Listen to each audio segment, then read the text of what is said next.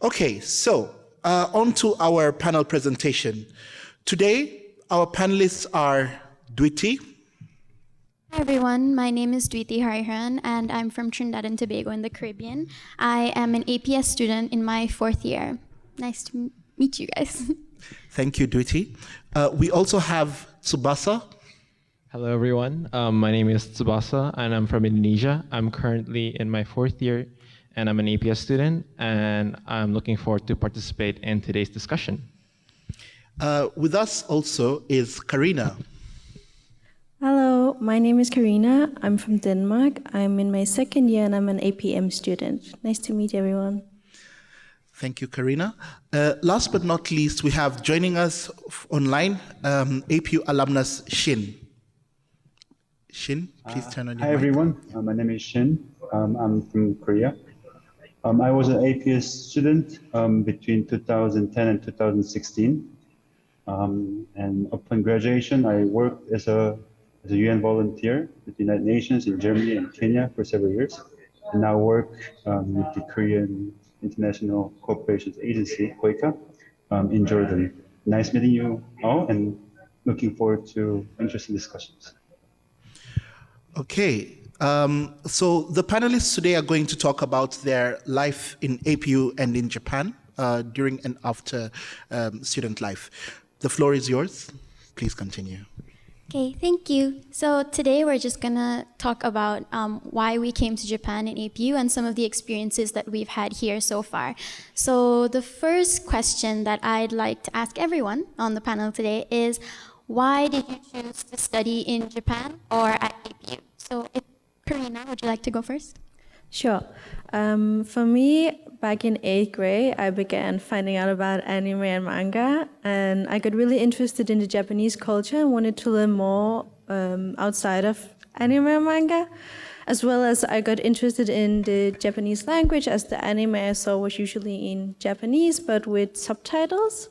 And then I still wanted to study after a few years of other educations, and so I found through a travel agency, APU, and it wasn't only Japanese, it was also a really multicultural environment, so I got to like the best of all the worlds, I felt like, so that's why I chose APU. Okay, thank you, Karina. Subhasa, do you have anything to add? Right, so thank you, Dwiti. If I have to say so myself, I'm actually half Japanese, but I've never really had the chance to learn Japanese or understand the culture firsthand. So I've always thought that going to Japan and study is always an option for me. And after looking through the different universities in Japan, I found that APU is the best option for me, as I'm able to learn Japanese from the ground up and immerse myself in a different culture and to understand Japanese culture even more. And from that point, I felt that APU is the right place for me. Okay, thank you, Subhasa. So I'd also like to answer the question. And basically, I came to Japan because I wanted to study about the environment and development studies. And APU offers that program. And also, Japan is known worldwide for like environmentally friendly practices, both at like individual and government level. So I actually came to APU through the ACE camp, which is like a high school camp when I was in my last year of high school, just to experience what APU was like. And as Subhasa and Karina said before, I also really like the multicultural environment, so I came for that. And also, Shin, would you like to answer why you came to Japan or APU? Well, just like others, I came to Japan because I am from the neighboring country, Korea. So I always was interested in Japan. And on top of that, I was fascinated by the multicultural environment that APU provided, and also the study program, the environment and development, which helped me to move on with my profession that I'm doing right now. Okay, thank you. So now that we know why all four of us came to Japan, I'd also like to ask some of your favorite experiences so far at APU. And Subhasa, do you have anything you want to tell us? Right, so thank you, Dwiti. I think APU is the perfect place where they offer a lot of opportunities for a student to experience, whether it's academically or non-academically. And they offer things like cultural exchange and extracurricular activities and so on. But one of the things that I enjoy the most is when I did this thing called FLAG, and FLAG stands for Fellow Advisory Group. And what we do is we support freshmen or incoming students to settle in Japan and APU smoothly. And what we do is we hold informative sessions, guidances, and activities for students to enjoy. And I felt that it was one of the experience that I really enjoy. And not only that was I able to support the new students, but I was able to organize these events with a multicultural team, and I really enjoyed that. And I got very close with everyone in the team, and I felt that it was one of the best experience I've ever had here. Yeah, thank you. Okay, thank you, Subasa. So, Karina, what about you? Your experiences might be a little bit different, right? Yeah, so for me, I wasn't part of any extracurricular activities, but for me, the most enjoyable times are when I interact with the multiple students from all different countries. So there's so many different nationalities and cultures that you learn about. One of the things that really stuck in my mind was one of the first time I went to the cafeteria with a friend, and strangers to me at the time sat down with a table and we all ate and talked together. And I don't think I would experience much of that outside of APU normally, and I feel like that was a really great experience, as well as just making a lot of different friends from different nationalities and having like Halloween parties or get-togethers together and making small interactions from time to time. I think that's some of the most important and best experiences for me at APU. Okay, thank you, Karina. So on the topic of making friends at APU, I'd like to ask Shin, do you have any friends from APU that you still connect with? Yes, many of them. I mean, I have to say it's one of the best things I got out from APU.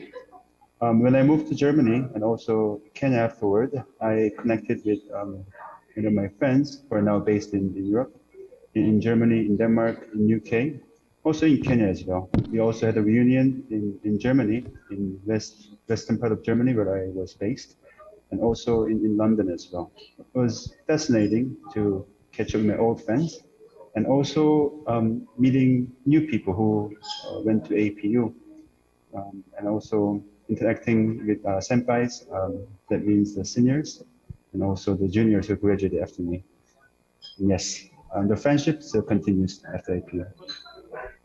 Yes, thank you so much for your answer. And on that topic, so we all came to APU and Japan for our tertiary education, but there are also a lot of activities that we can do outside of class. So Tsubasa, would you like to tell us how you spend your time outside of class? Yeah, sure. Thank you, Dwiti. So ever since the pandemic, I felt that it was very isolating for me to just take online classes. So what I've been recently enjoying is actually doing outdoor activities, as actually Beppu is very blessed with the natural sightseeing places like the mountains, the beautiful beaches, the parks. So I felt that it's always a breath of fresh of breath.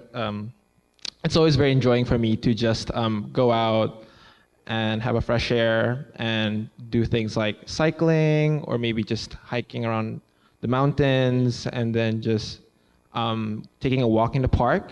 And I've really enjoyed that recently. And on top of that, Beppu's actually gifted with the natural hot spring, which is the onsen. And what I do with my friends is that we often go to the onsen to get warm from the winter because it's really cold recently in Beppu, and also to distress from all the things that we are working on at school. So we feel that onsen is a good place for just relaxing and just enjoying the moment. Yeah. Thank you. So to add on to that, I think apart from studying in the library or studying with friends online, especially now, because Subasa and I are in our 4th year, so it's a bit rushed for us. But apart from that, APU has a lot of student clubs that you can join. So I've been trying to participate in more club activities since right now the school is allowing us to do so because the COVID situation right now is kind of flatlining. It's kind of okay here. So we participate in like volleyball club for me and a dance club, which we have practices for like 2 or 3 times a week, following proper protocols, of course, to maintain our health. And apart from that, I also like to travel around Oita Prefecture because, as Tsubasa said, there's a lot of nature here, so it's very easy to just go right outside of Beppu to different places like Saiki or Oita City or places like Bungo Takada and just see like the ocean, mountains, and stuff like that. So yes, that's what I enjoy doing as well, like Tsubasa. So on that topic, I would like to ask Shin, who's online, if any of the experiences you've had at APU, both academic or outside of class, have prepared you for your job so far. And among many other things that I learned in APU, one thing that really helped me to work in very international environment was just being in the multicultural environment that APU offers. Going to classes with students from so many different countries, also hanging out with them after classes. It really made me realize there are many different perspectives in this one thing. And working for the UN and also for international organizations, you really have to be open to different ideas. And that's something that I learned while I was in APU. So simply talking to your friends from different countries, from different cultures, it really helped me understand to be open-minded and also always prepared to listen to different perspectives.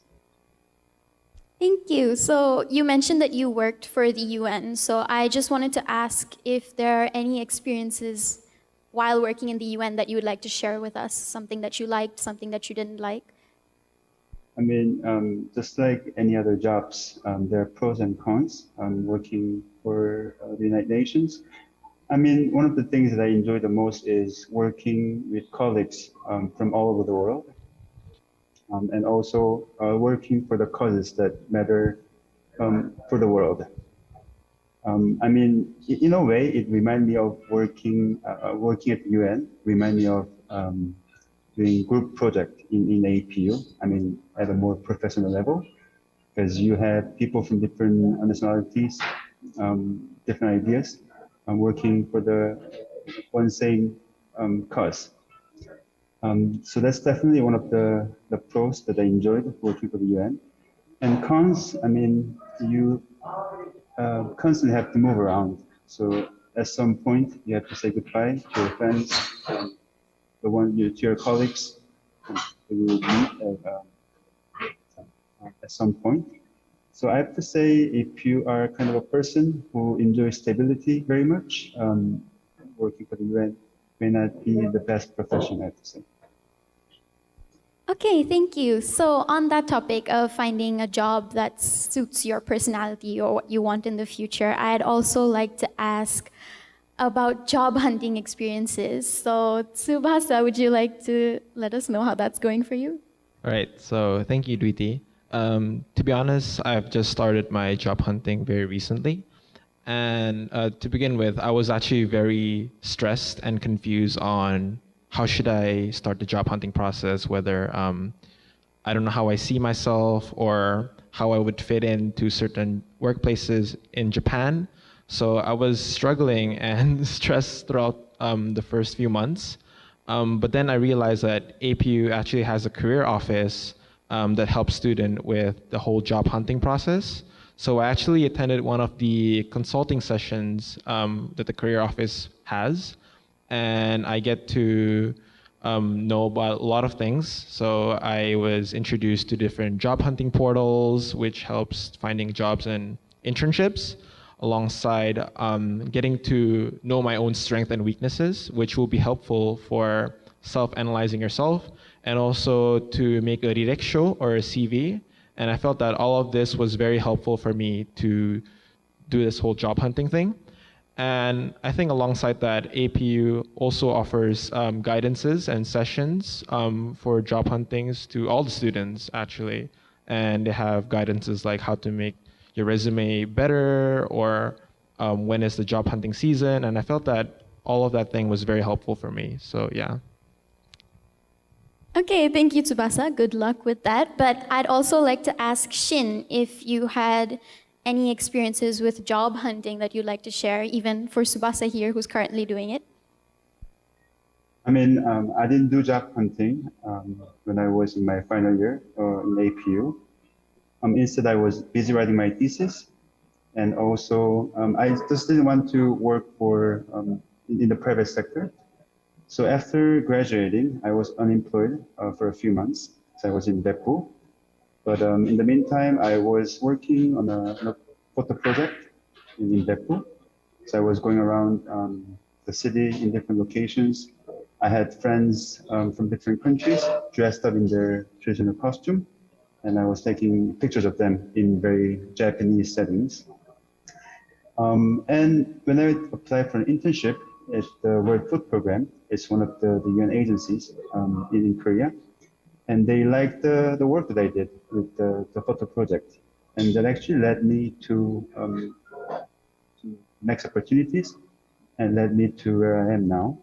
So I have to say, yes, you might be looking for jobs in your in the final year in APU, but there are different paths as well. So I have to say, I'm going to close with follow your heart.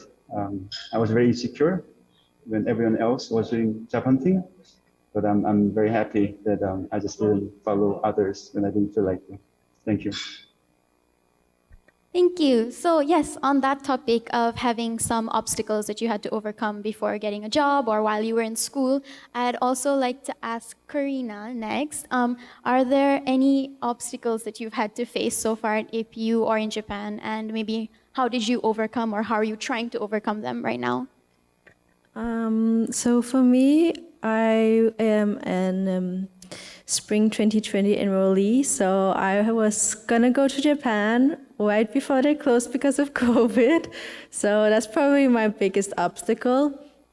So we had a lot of online classes, and the time difference between Japan and Denmark is quite large, with 7 or 8 hours depending on summer or winter time. But I tried to somehow adapt my everyday schedule to fit with Japanese time, at least in the beginning, but then also realizing that that doesn't really work in Denmark. So trying to find the balance there, as well as getting a lot of help from APU has been really helpful. For the first semester, they didn't record many of the lessons, but for the second semester, a lot of them were recorded.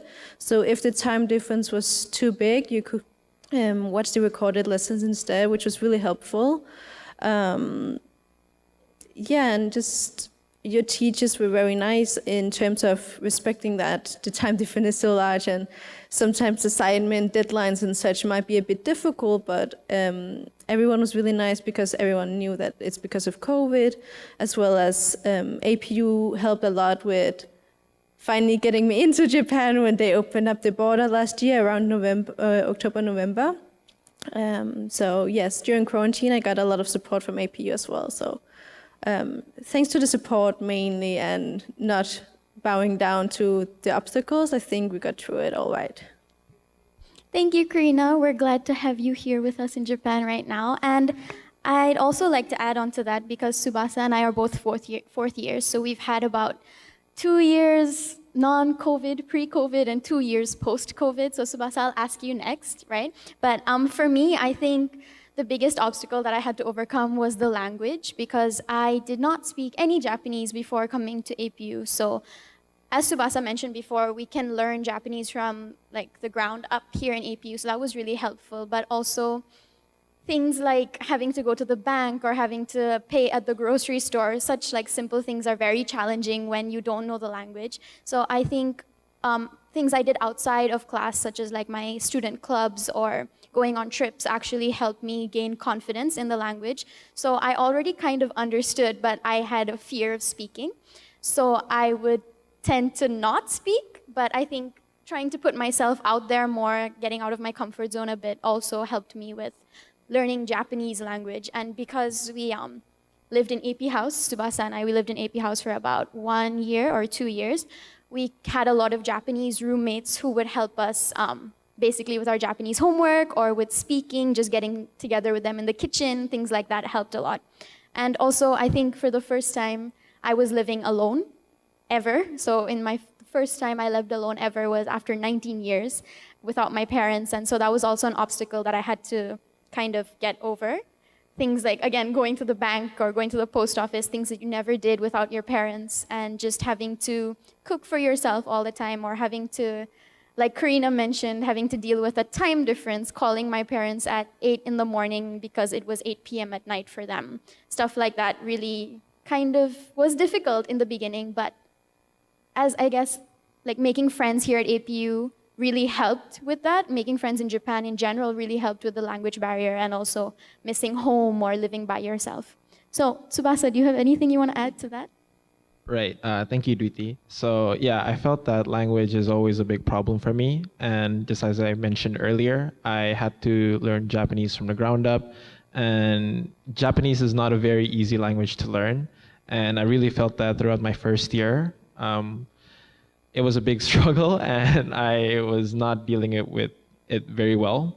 But on top of the language, I would say in the more recent times during the pandemic, I felt that taking an online class was actually a big obstacle for me, because during my first year, I was able to have a face-to-face interaction, and I really enjoyed that. I enjoyed meeting people in person. I get to hang out with my friends more often. But then at the start of the pandemic, I felt very isolated, and I felt very lonely, because I felt that everything that I had previously was gone. And I felt a bit depressed. I was isolated. I couldn't meet people.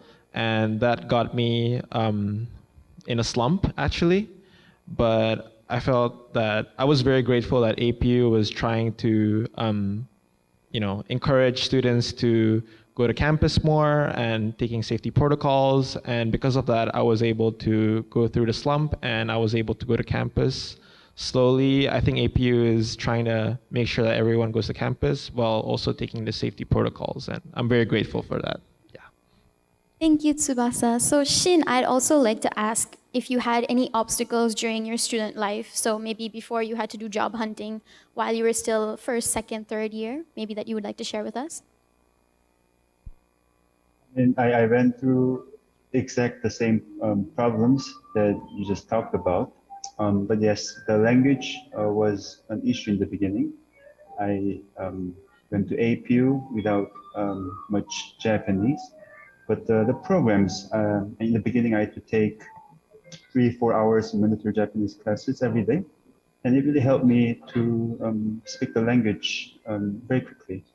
After a few months, I'm from Korea as well, so the language, Japanese, is, to be honest, a lot easier for us. But the study program offered in APU for Japanese really helped me to speak the language just in a matter of few months. And yes, that's the challenge I had in the first year. Okay, thank you so much. So basically, I guess for all of us, like basically having the Japanese classes at APU, or having friends that we could talk to in Japanese, or we could practice our Japanese with, was very helpful for all of us. And some of us have had experiences before COVID, obviously, in Japan. But as Karina has mentioned, she's been here from her second year, I think. I came middle of my second semester, so. Yes. Yes, but the language learning was a bit more difficult because it was only online. I wish we could have had it in person, of course, but there's not much to do with COVID. But yeah, language is definitely a difficult part as well. So yes, so we've all been able to kind of overcome that barrier right now with at least language learning. So thank you guys for all of your answers, and I hope that it worked out. Thank you so much for listening, everyone.